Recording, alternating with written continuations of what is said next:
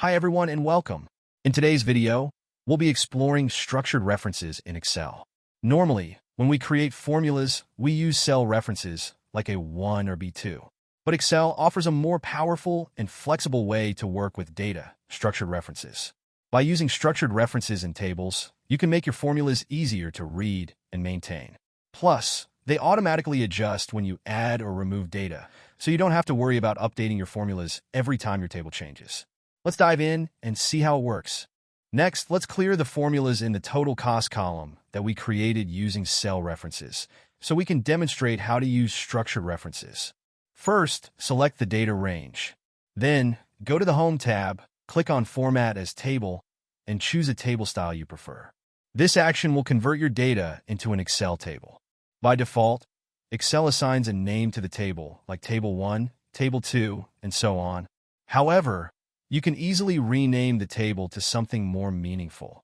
To do this, click anywhere inside the table to activate the Table Design tab. This tab appears when you select a cell within the table.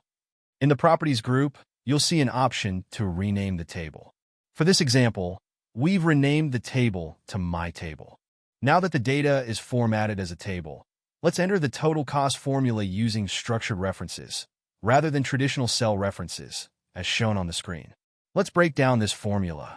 Quantity inside the brackets refers to the quantity column in the table. When we add the @ symbol, it means the value from the same row in the quantity column. Similarly, unit price inside the brackets refers to the unit price column. By adding its symbol, we specify the value from the same row in the unit price column. In this way, Excel uses the column names directly in the formula, making it much easier to read and understand at a glance. When we press Enter, Excel automatically fills the total cost formula down the entire column, applying the correct calculation for each row. This is known as a calculated column.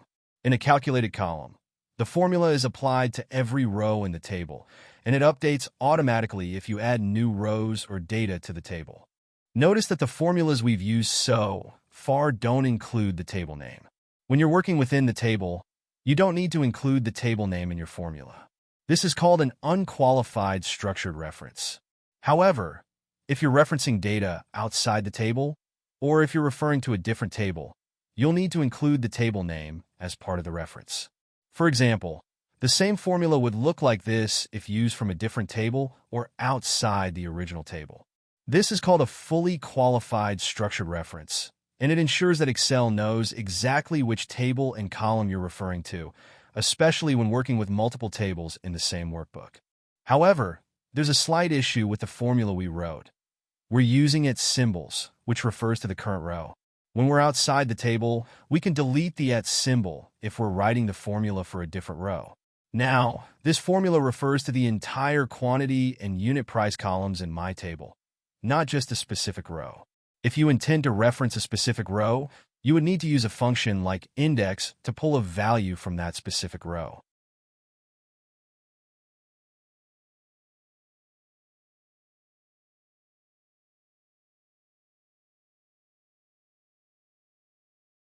Next, let's explore item specifiers in structured references. The formula, shown on the screen, tells Excel to reference the entire table. This includes the headers, the data, and any totals. The hashtag #AllSpecifier treats the entire table as a single unit, allowing you to include everything in the table, not just the data. Now, let's enable the Total Row option from the Table Design tab. This adds a row at the bottom of the table that automatically calculates totals for each column. As you can see, when we use the hashtag #all, it includes the newly added total row along with the headers and the data. Let's write the equals My Table without any specifier. It automatically refers to the entire table. However, Excel treats this as a range reference to the data area, and depending on how you're using it, Excel might focus on just the data without explicitly highlighting the headers and total row. The data specifier, however, specifically refers to the data rows within the table, excluding the headers and the total row. So if you want to reference only the data itself, no headers, no totals, the data specifier is the more precise choice. The reference equals My Table might still implicitly include headers, depending on the context, but doesn't specifically highlight them as part of the reference. If you want to reference just the headers, you can use the header specifier. For example, the formula shown on the screen returns only the column headers from my table, such as item, quantity, unit price, and total cost. Similarly, if you want to reference only the total row, you can use the total specifier. The formula shown on the screen will return the values from the total row, but only if the total row is enabled in the Table Design tab. That wraps up our look at Excel tables and structured references. By using table names and structured references, you can create dynamic and readable formulas that automatically adjust as your data changes. Thank you for watching. Please share this video, and don't forget to like, subscribe, and hit the notification bell for more Excel tips and tutorials. Your support helps us create more valuable content. See you in the next video.